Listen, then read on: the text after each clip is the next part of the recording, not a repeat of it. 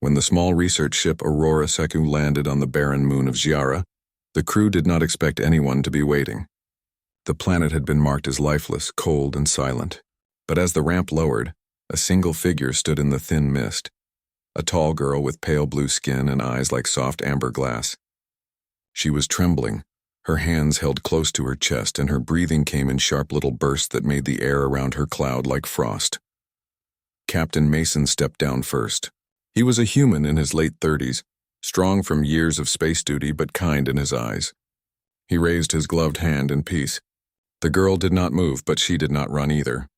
The crew behind him whispered, wondering who she was and how she had survived on a moon where no life readings had ever been recorded. Dr. Elena, the biologist, stepped forward carefully. "She's alive," she said softly. "Her body temperature is dropping fast." They rushed her inside, the ship's warm air filling the silent space around them. When the door closed, the girl collapsed. Mason caught her before she hit the floor. Her skin was cold as glass, yet faint pulses of light moved under it, like thin rivers of blue light. Hours passed before she opened her eyes again. She was lying on the medical bed, surrounded by screens and faint hums. Her voice when she spoke was soft and shaking. "Where am I?" "You're safe," Elena said gently. "You're on a human ship. We found you outside." "What's your name?" The girl hesitated, her golden eyes flicking between their faces.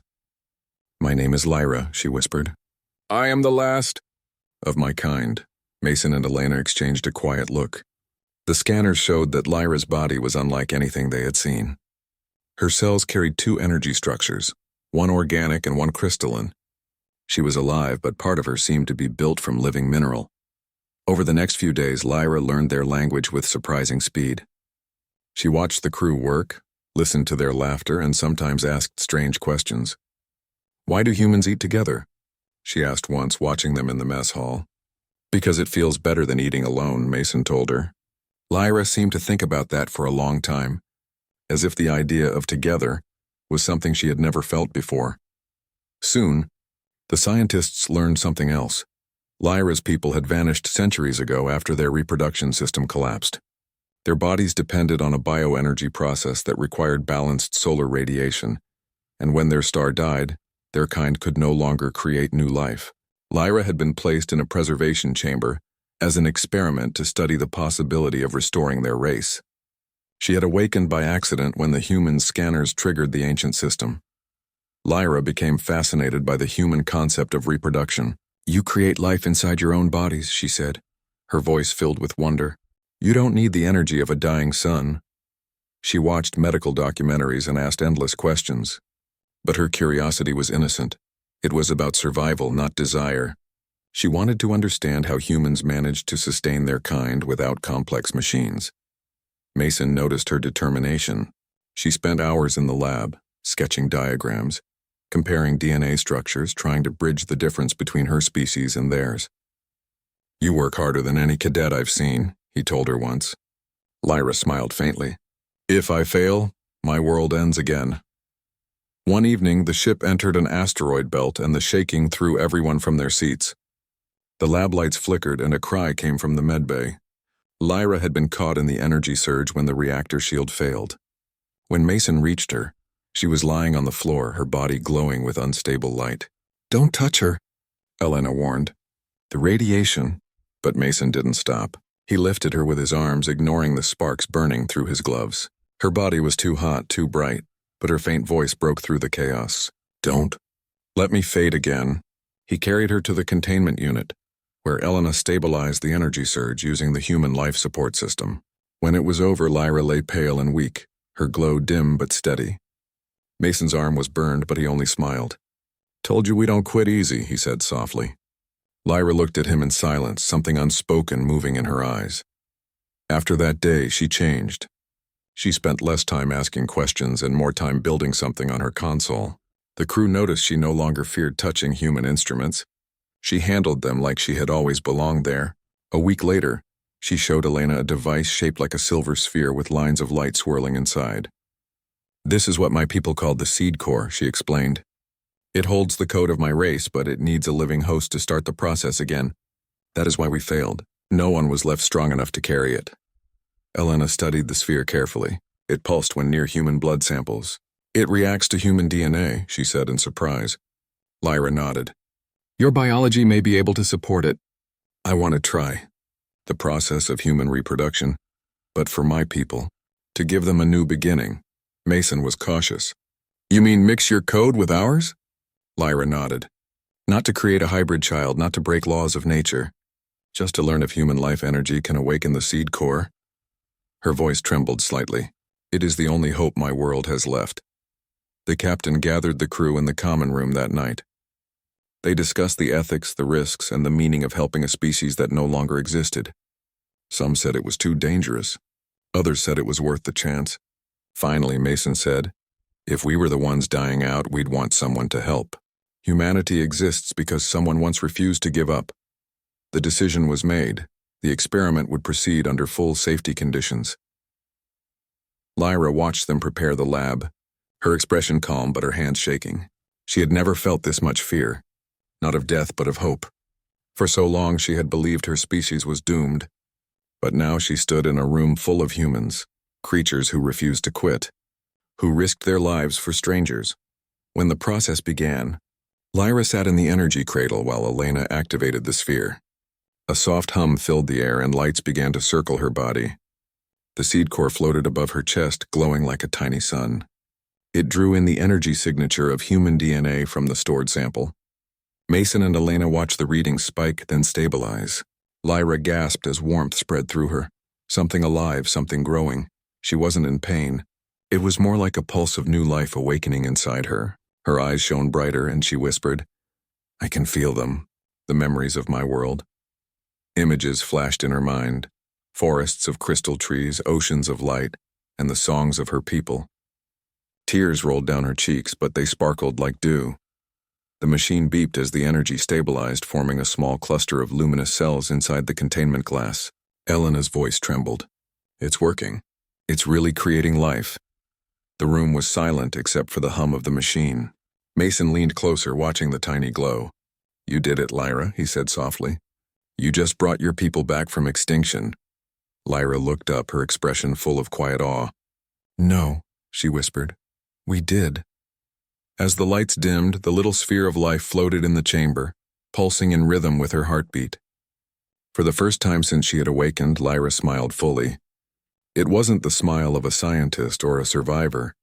It was the smile of someone who had learned what it truly meant to live. Outside, the stars turned slowly beyond the viewport, and the ship drifted onward into the dark, carrying the fragile spark of a reborn world. Lyra woke to the soft hum of the ship and the faint warmth of light falling across her face. The air inside the lab was calm now, the danger of the experiment long past. On the table beside her, the seed core rested inside a transparent shell, glowing like a small heart. It pulsed in rhythm, almost as if it were breathing. She sat up slowly, her hands trembling as she reached toward it. Dr. Elena entered quietly, carrying a tray with water and nutrient packs. You should rest, she said gently. Lyra smiled faintly. It feels like I have slept 100 years already. Mason followed, his burned arm still bandaged. You scared us back there, he said. The energy readings went crazy. We thought we were going to lose you. Lyra's golden eyes softened. I was never lost, she said. You found me. For the next few days, the crew took turns watching over her and studying the seed core. It had grown more stable, adapting to the environment of the human ship. The fusion of human biological data and alien energy had created something new, a living form that defied both definitions. Elena described it as the bridge between two worlds. Lyra spent hours observing it, her reflection shining faintly on the glass. It listens, she said once, her voice full of quiet awe. It feels when we speak. My people believed new life learns by listening to hearts before words. Mason stood beside her, watching the small pulse of light. Then it's learning from the best teacher it could have, he said. Outside the ship, the stars shifted as they moved toward the colony at Vega 3, where the Alliance Council waited. The Council had to approve all new research involving alien DNA. Mason knew that once they arrived, they would take control of the seed core and decide its fate. He wasn't sure they would see it as life. Some might only see it as data or a weapon. That thought kept him awake at night. Humanity had made great progress, but fear still existed between species. One night, while everyone else slept, Lyra stood alone by the observation window. She watched the vast emptiness stretch before her. Her hands were pressed against the glass, and soft light ran through her veins like silver threads. "We were children of light," she whispered. "We believed the stars would keep us alive forever. But even stars die." Mason's voice came from behind her. "So do humans," he said quietly, walking up beside her. "But we keep fighting anyway." Lyra turned to look at him. "Why?" "Because something in us refuses to give up," he said simply. "Even when everything says it's over, we still build, still hope, still try again." Lyra looked back at the stars. "That must be why your DNA awoke the seed core. It recognized that will to live." She paused. "When the council sees it, they may not understand. They may destroy it out of fear. Then we'll convince them," Mason said firmly. "We'll show them it's not a threat. It's a promise." When they reached Vega 3, the counselors met them in a white hall lined with glowing panels. The head of the council, Admiral Lorne, looked at the humans and then at Lyra with a mix of caution and wonder. "You claim to have created a new form of life?" he asked. Lyra bowed her head respectfully. "Not created, only restored. The seed core carries the essence of my people. It uses human biological harmony to awaken. It does not harm. It only lives." The council examined the data and the readings. One of them, a tall man with silver implants, frowned. "This is dangerous technology. You mixed alien and human code. If it spreads, we don't know what it could become." Elena stepped forward. "We followed every safety protocol. It's contained and stable. This isn't about power. It's about survival." Lyra looked at the council, her voice soft but strong. "Your species once stood on the edge of extinction too. You learned to adapt. You learned to hope. All I ask is a chance to let my people breathe again." The council chamber went silent. Admiral Lorne leaned back in his chair, studying her face. "You risked everything for this," he said finally. "Why should humanity bear that burden for you?" Lyra met his gaze without fear. "Because that is what makes you human," she said. "You reach across darkness to pull others into light." For a long moment, no one spoke. Then Lorne looked at Mason. "You believe her?" "With my life," Mason said. The council took hours to debate, and Lyra waited outside the chamber, sitting quietly in the corridor. The soft hum of ships landing filled the air, and the faint light of dawn through the station windows painted her skin in gentle colors. Mason came to sit beside her. "You did good in there," he said. She shook her head slowly. "I am afraid they will not allow it." Mason smiled faintly. "Then they'll be wrong. And if they say no, we'll find another way." After what felt like forever, the doors opened. Admiral Lorne stepped out. "The council has decided," he said. "You will be granted a temporary license to continue your research under human supervision. The seed core will remain aboard the Aurora too. But understand this, if there's any sign of danger, it will be destroyed." Lyra bowed deeply. "Thank you," she said softly. When they returned to the ship, the crew cheered. The experiment could continue. But Lyra knew this was only the beginning. The seed core was still fragile. It needed a home, a world where it could grow freely. Weeks passed as they traveled through space, searching for a suitable environment. During that time, the seed core began to change. It emitted a soft sound like a faint melody. It responded to voices, light, and even touch. Elena discovered that its growth pattern resembled an embryo, not in a biological sense, but as an energy form of life learning to exist. Lyra would often sit beside it, humming softly. The sphere would pulse in rhythm with her song. "My people used to sing to the stars," she said one evening. They believed the stars sang back. Mason watched her from the doorway.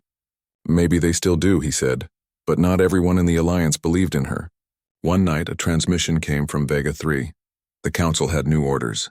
Another research group wanted the seed core transferred to a military lab. Mason slammed his fist on the table. "They'll turn it into a weapon," he said angrily. Elena nodded grimly. "They'll never understand what it means." Lyra stood quietly, her face pale. "They fear what they cannot control," she said. "It is what destroyed my own people." Mason looked at her. "Then we won't let it happen again." He decided to change course. The crew supported him. They would take the seed core to Epsilon Ridge, an uninhabited planet rich in natural energy. If they could plant the seed core there, it might grow into something self-sustaining, a living world. The journey was long and tense. Patrol signals from the Alliance searched for them, but the Aurora II stayed hidden in nebula clouds and asteroid shadows. During those weeks, Lyra and the humans worked together to prepare the seed core for release.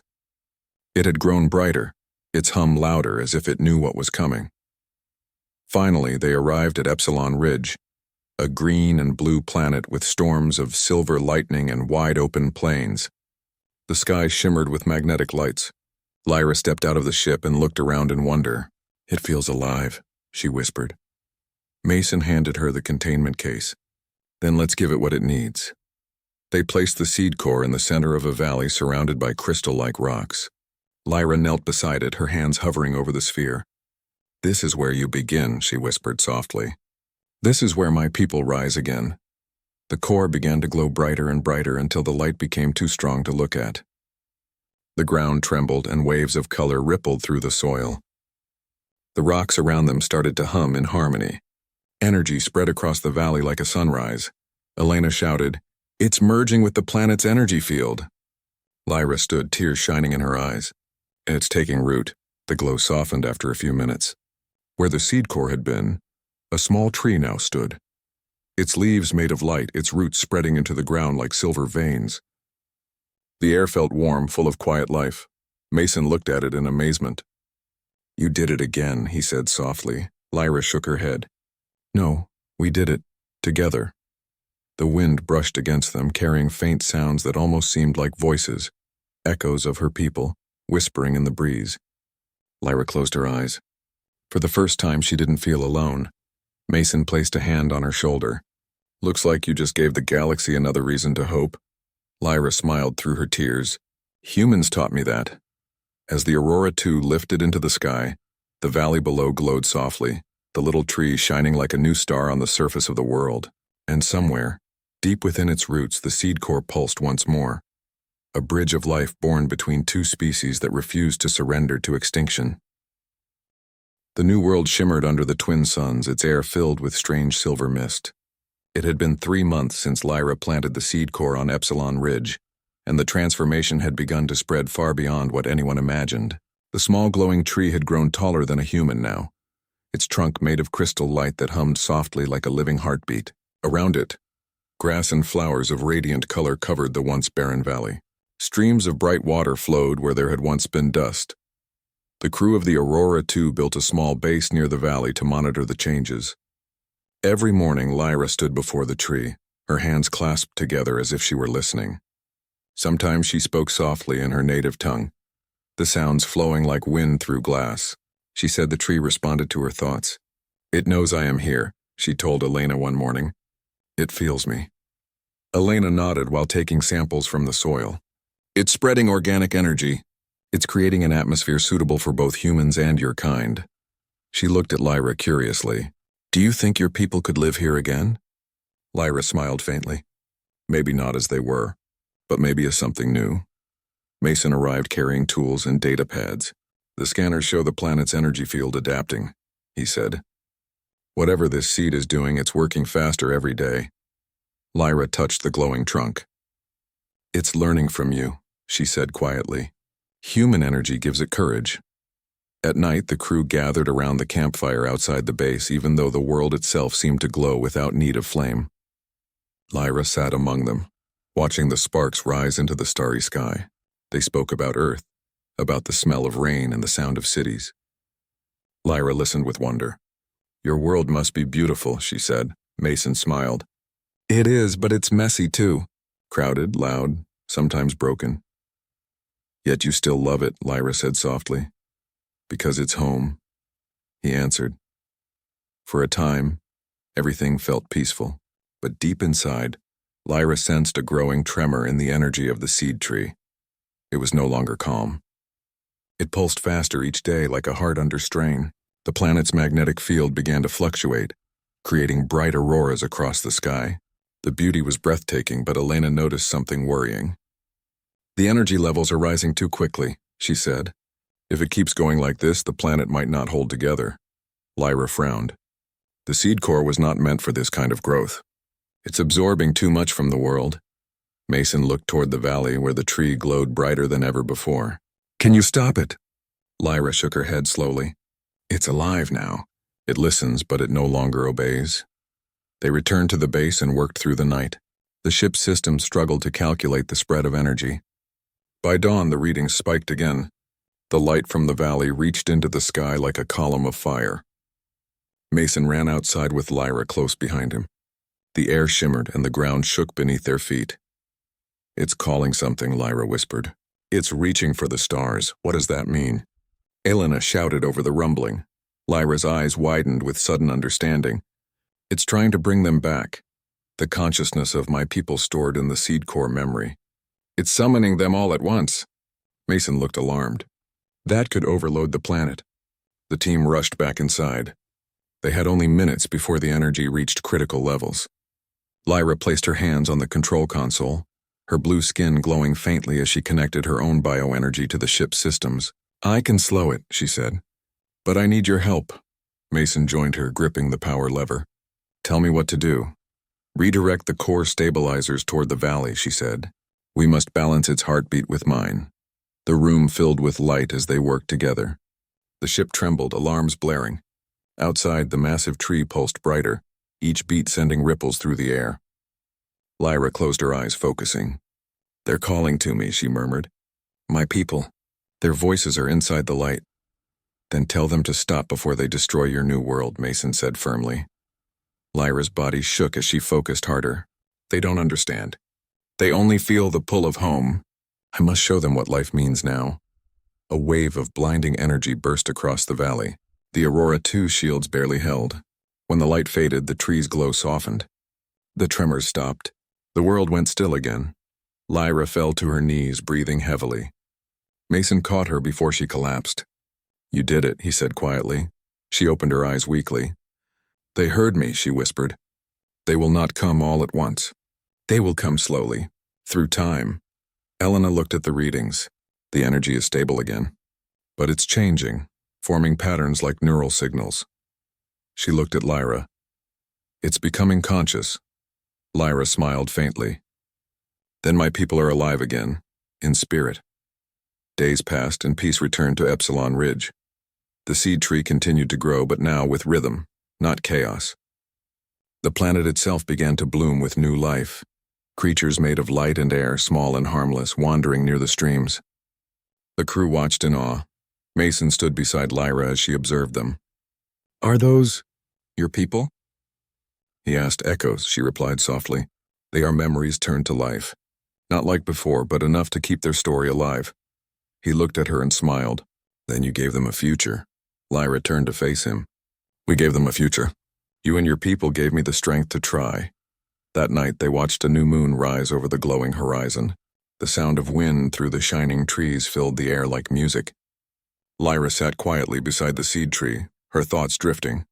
When I was a child, she said softly, I was told that once we understood creation, we would no longer need the stars to guide us. But it seems we always do. Mason looked at her thoughtfully. Maybe the stars don't guide us. Maybe they remind us that even in darkness, there's always something burning waiting to start again. Lyra smiled faintly. Humans have a strange way of turning pain into hope. That's our secret, he said gently. We don't give up, even when we should. The following weeks were quiet, filled with rebuilding and research. But one morning, Elena rushed into the command room with a message. The Alliance is sending ships, she said urgently. They found our signal. They're coming to take the seed tree. Lyra's heart sank. They still fear it. Mason clenched his jaw. Then we'll protect it. They worked quickly, activating planetary defenses built into the Aurora 2. When the Alliance ships arrived, their commander's voice echoed through the comlink. Captain Mason, you are ordered to surrender the seed core experiment to Alliance custody immediately. Mason replied calmly. The seed core is no longer an experiment. It's a living world now. You have no right to take it. This is not a request, the commander said coldly. Lyra stepped forward. If they destroy it, they destroy the last of my people, she said softly. But I will not let that happen. She placed her hands on the console and sent a wave of light from her body through the planet's network. The glowing tree responded instantly. its branches stretching toward the sky. A shimmering shield of energy surrounded the entire valley. The Alliance ships fired, but the light absorbed the blasts harmlessly. Mason stared at the display in disbelief. She linked herself to the planet, Elena whispered. Lyra's eyes glowed with calm strength. It will not fight. It will protect. The attacking ships soon realized their weapons had no effect. The commander's voice came again, quieter now. What is this? Mason answered. It's life. Something you can't own. After hours of silence, the fleet retreated. The shield slowly faded and the valley was quiet again. Lyra sank to the ground, exhausted but smiling. They understand now, she said weakly. They saw life, not power. Elena knelt beside her. You saved both your people and ours. Lyra looked up at the sky where the stars shone brighter than before. No, she said softly. We saved each other. The Aurora II stayed on Epsilon Ridge to continue studying the growing world. In time, the seed tree expanded into a vast forest of light, breathing life into the planet. The humans built domes and habitats near the glowing rivers, where human children and light-born beings played together under the twin suns. Mason often watched from the hilltop, remembering how it all began. The frozen girl standing alone in the mist, the courage that turned extinction into creation. Lyra joined him there, her golden eyes shining. Do you think they will remember us? She asked. He smiled. They already do. Every time they breathe this air, they remember the moment humans and aliens chose hope over fear. Lyra looked at the horizon, where the seed trees shimmered like stars on the ground. Then the story of both our worlds will never fade. And as night fell across Epsilon Ridge, the valley glowed softly with light that would never die. The eternal heartbeat of two species united not by war or power, but by the will to live, to create, and to begin again. Years passed, and the new world on Epsilon Ridge grew into a paradise of light and harmony. The seed trees covered wide valleys, glowing softly like thousands of tiny suns. Their energy spread through the soil and sky, creating weather patterns gentle and balanced. The air carried the faint hum of life, a rhythm that matched the pulse of the planet itself. Humans called it the singing world, and every visitor could hear that music when they first stepped on its surface. Lyra had changed too. Her blue skin had softened to a silver tone, and her energy glow now blended with the planet's heartbeat. She was no longer the last of her kind. The seed trees had awakened more echoes of her people, beings of light and form who spoke in soft tones and shimmered like water. They were not exactly the same as the ones she remembered, but they were alive, learning, and curious. They often played with human children, laughing with voices that sounded like wind through glass. Captain Mason had grown older. His hair had begun to gray, and the scars on his hands reminded him of every battle, every rescue, every choice that brought him here. Yet when he looked across the valley at what they had built, he felt peace. Humanity had come to Epsilon Ridge as explorers. Now they were caretakers of a world reborn. Every morning, Mason walked to the highest ridge to meet Lyra. She always waited near the first seed tree, the same one she had planted years ago. Its roots were deep now, and its trunk reached into the clouds. You always arrive before sunrise, she said one morning, her tone light. Humans still refuse to rest? He smiled. Maybe we just like watching the light wake up. Lyra looked toward the horizon. My people call dawn the breathing of stars. It is the moment the universe remembers to live again. Mason nodded. Then it's worth waking up for. Their friendship had become the quiet bond that held the colony together. Humans trusted Lyra not as an experiment, but as a teacher. She showed them how to listen to the world, how to understand energy as life. In return, the humans taught her how to build, how to grow crops, how to laugh at mistakes. Together, they built a settlement that mixed both species' designs, structures of stone and glass that glowed naturally at night, powered by the living light from the trees. Dr. Elena oversaw the new research center, now filled with scientists from different worlds. She had spent years studying how the seed trees interacted with human biology. It's more than energy, she explained to her team. It's empathy written into matter. The seed doesn't just change the world, it feels the world. Lyra listened as Elena spoke and added softly, it feels love too. That is why it keeps growing. One evening, a message arrived from the Alliance. Mason opened the transmission carefully. Admiral Lorne appeared on the screen, older but calmer than before. Captain Mason, Reports from your colony have reached the Council. What you've built is beyond our understanding. The Alliance wishes to recognize Epsilon Ridge as a joint world, a place of peace between species. Mason felt relief. That's all we ever wanted, he replied. Lorne nodded. We also ask for Lyra's presence at the Grand Assembly. Her experience may guide future cooperation. When Mason told Lyra, she hesitated. They once feared what I was, she said quietly. They've changed, he said. You helped them see what humanity really means. Lyra looked at the glowing forest. If I leave, the seed may feel my absence. The world won't fade, Mason said gently. You taught it to live on its own. She finally agreed. The next morning, the Aurora 2 rose into the sky again, carrying Mason, Lyra, and Elena toward the Alliance capital. The journey through space felt familiar yet different.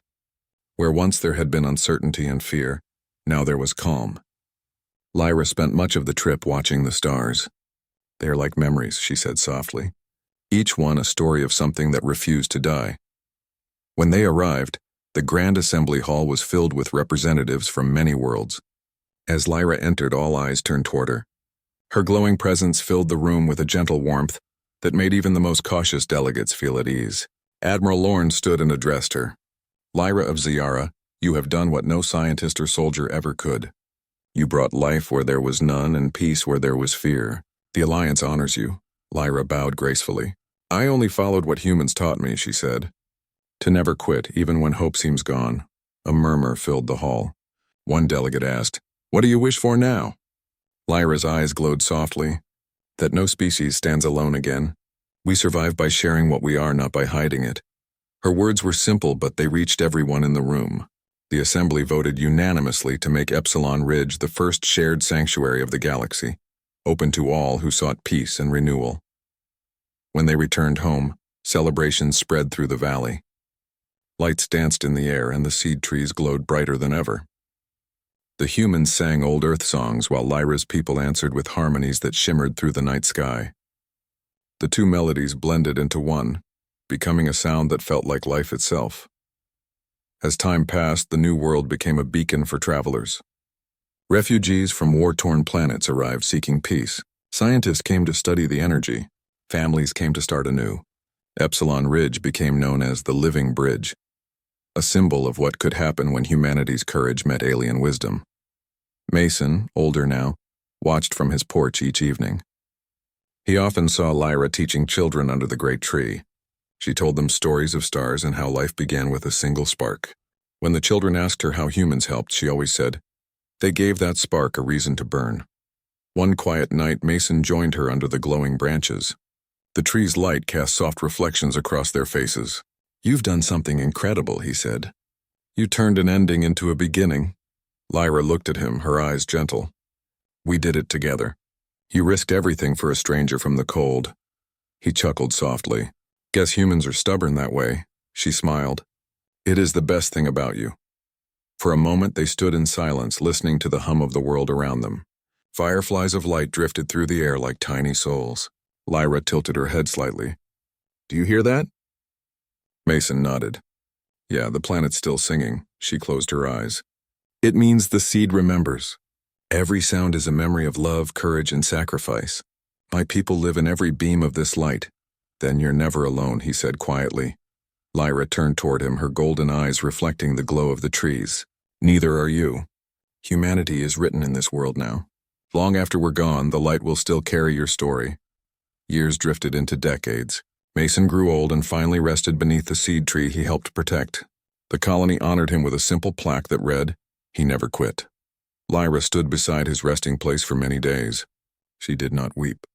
Instead, she placed her hand on the glowing trunk. The light brightened for a moment, wrapping around her like a soft embrace. You live in the song now, she whispered. After that, she walked into the forest and disappeared for a long time. Some said she became part of the light itself. Others said she traveled to the stars to share her people's rebirth with distant worlds. But on quiet nights when the wind blew across the valley, her voice could still be heard singing among the trees. Generations passed. Children of both human and light-born descent grew up together, never knowing fear of difference. They learned the same story, the tale of a dying girl saved by humans who refused to give up. and of a single act of compassion that changed the galaxy forever. Epsilon Ridge thrived for centuries. Its energy healed barren worlds, its wisdom guided leaders, and its music filled the void between stars.